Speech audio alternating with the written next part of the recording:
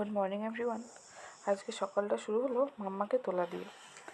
গতবার গত দিন আমরা যে বাজার করতে গেছিলাম তখন আমাদের ভালো করে বাজার করা হয়নি, কিছু কিছু বাকি থেকে গেছিলো।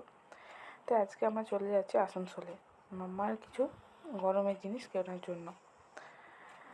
এই যে আমরা বেরিয়ে পড়লাম। এবারে আমরা মুরাডে স্টেশনে আমি আর মাম্মা প্ল্যাটফর্ম পার করছিলাম। ওর বাবা গাড়ি রেখে আসছিল, একদিকে ট্রেন আসছিল, তাই আমি আর মাম্মা উঠে পড়লাম। মাম্মাকে ওর বাবা নিয়েছিল কোলে। তারপর আমরা ট্রেনে উঠে পরে বসলাম। ভিড় ছিল প্রচণ্ড। কোনো রকমের সিট পেয়ে জানলার দিকে আমি মাম্মাকে নিয়ে বসলাম।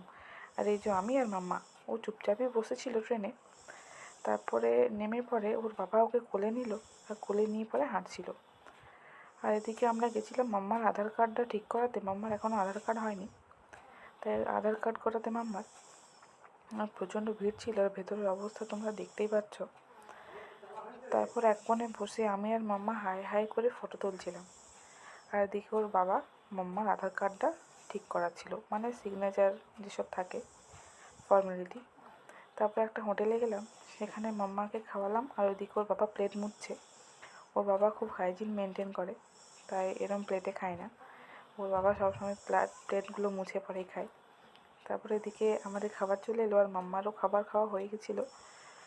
আর এদিকে মাম্মার জন্য একটা আলাদা প্লেট দিয়েছিল। আমরা সবাই খেয়ে পরে বেরিয়ে পড়লাম।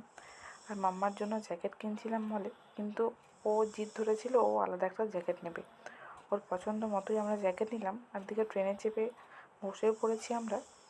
আর এদিকে মাম্মা ঘুমিয়ে পড়েছিল। আর এদিকে আমরা দেখতে দেখতে মুরাডি স্টেশনে পৌঁছে গেলাম। ট্রেন দাঁড়িয়ে ছিল, আমরা নেমে গেলাম। তারপর আমরা চলে এলাম বাড়ি। এটা আমাদের রাস্তা, তোমরা দেখতেই পাচ্ছ। আমাদের বাড়ি ফিরতে কত অন্ধকার হয়ে গেছিলো।